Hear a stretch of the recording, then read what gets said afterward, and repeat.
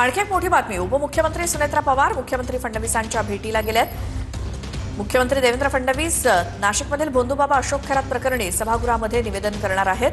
त्याआधी सुनेत्रा पवार मुख्यमंत्र्यांच्या भेटीला पोहोचलेल्या आहेत।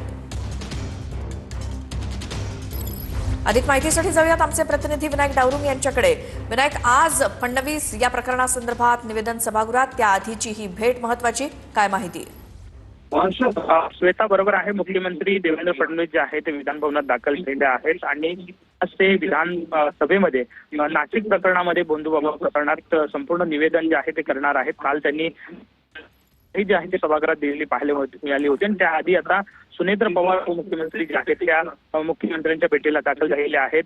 त्यांची भेट जी आहे ती नेमकी कोणत्या मुद्द्यावर आहे याची स्पष्टता जरी नसली तरी जर पाहिलं तर संपूर्ण प्रकरण जे आहे ते राष्ट्रवादीशी निगडीत थोडंफार असलेलं पाहायला मिळते, कारण रुपाली चाकणकर यांना राजीनामा जो आहे ते या प्रकरणात द्यावा लागलेला होता। त्यामुळे या निवेदनाच्या आधी सुनेत्रा पवार जे आहे त्या भेटीसाठी आल्यामुळे चर्चा जी आहे ती वेगळी राजकीय या ठिकाणी पाहायला मिळते। विनायक, धन्यवाद या माहितीसाठी।